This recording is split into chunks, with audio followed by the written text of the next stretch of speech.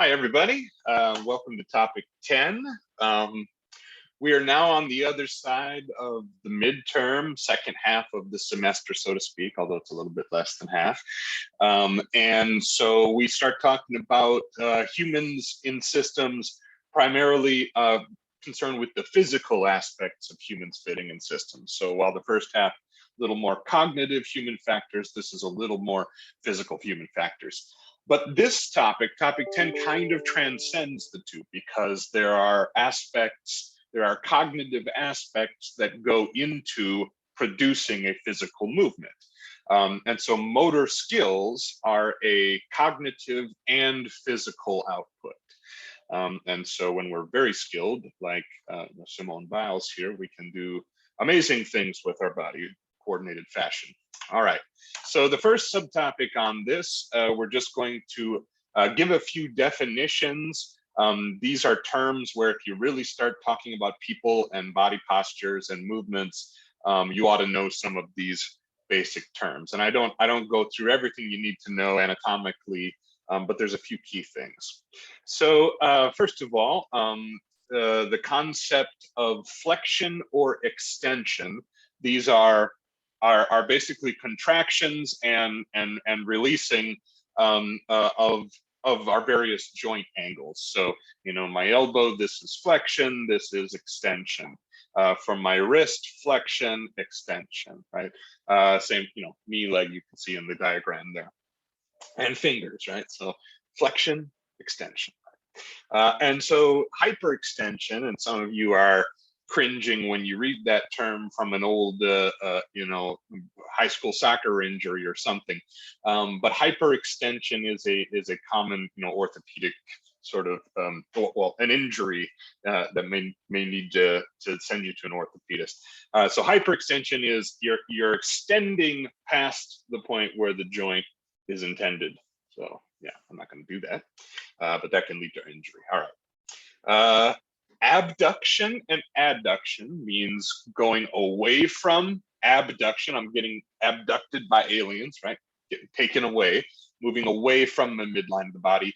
Adduction toward the midline of the body. So obviously, arm and leg movements, you know, we can describe them this way.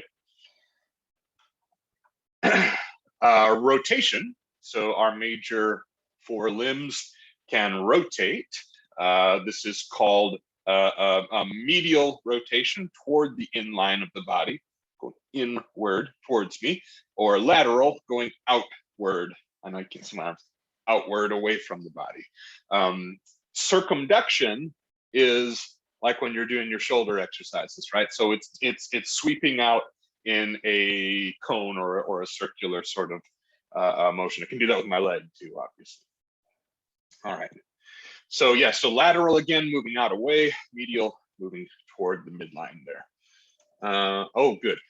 Now, hands and forearms, when we start talking about humans performing work, a lot of times we're using our hands and forearms. So there's a lot extra detail, hands, forearms, fingies, right? There's a lot of extra detail in the way that we may describe some of these things.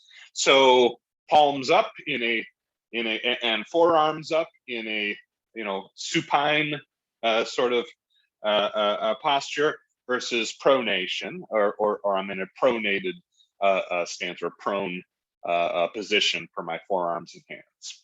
So supination, pronation. All right. And then also this, you know, if you're getting those two mixed up, these same terms apply to, you know, other limbs, other body postures as well. So laying down on your back is in the supine position. Laying on your stomach is a prone position.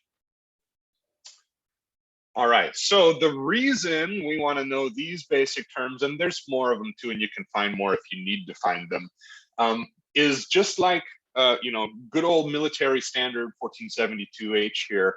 We have a wealth of data about the ranges of motion that work for each of these joints. How much can we expect a human to flex their arms, right?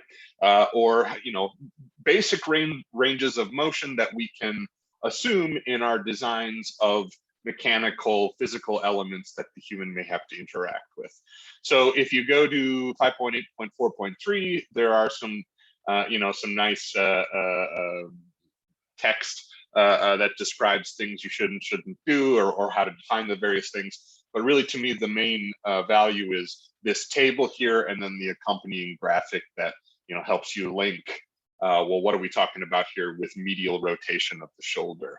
I suppose you can go A and then find 4 right there. So maybe that helps.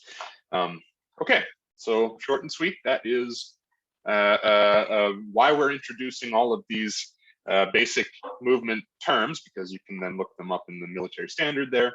Now the types of movements, now we're going beyond just what's my range of motion. Discrete, I'm going to push the button is a discrete motor movement.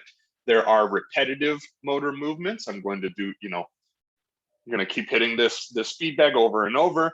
Now it's not like I did one punch and then I did another one punch and I'm doing them in a discrete sense. I've got sort of a repetitive, semi-continuous sort of motor program going there. Sequential keyboarding is a great example of that.